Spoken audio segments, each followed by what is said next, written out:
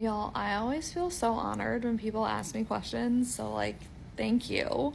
I went to graduate school and got a PhD in education policy, and I don't know, because it was meant to be, most of the research projects I worked on used surveys as a major form of data collection.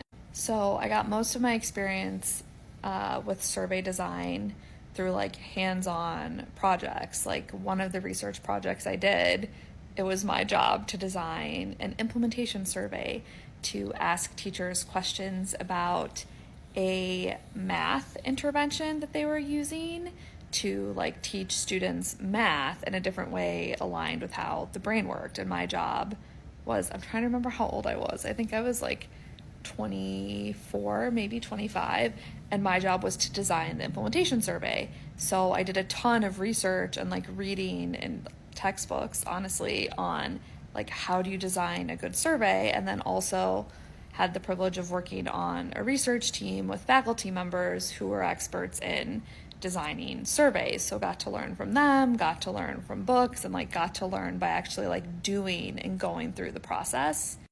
And then for my dissertation, I actually led the design of teacher, student, school leader, and family surveys for the school district of Philadelphia.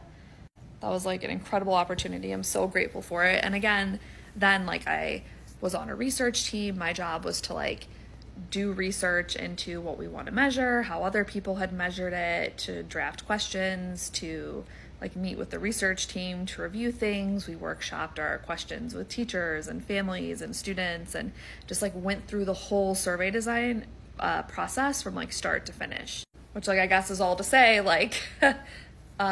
lot of how I learned the best practices was very hands-on learning by doing alongside experts and reading a ton.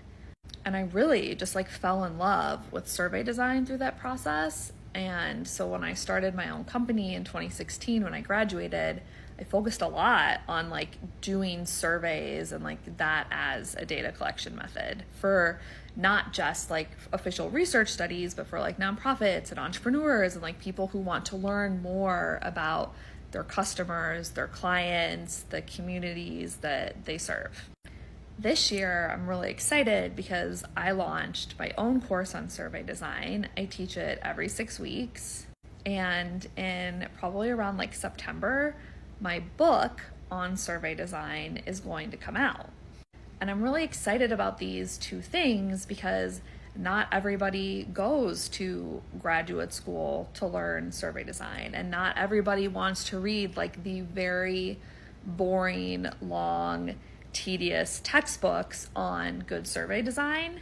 So when I teach my course and in my book, I give people a process that is just really simple, easy to follow, so that no matter what your level of familiarity is with surveys, if you want to ask better questions, you can go through these steps and design a really good survey. I believe it in my heart of hearts, and I love doing these reviews of surveys on TikTok because it's shocking to me how many people are doing surveys in such a careless manner, and it makes me sad. People are getting bad data, and there's no need for that, right? Survey design is something that people can learn and master and do better.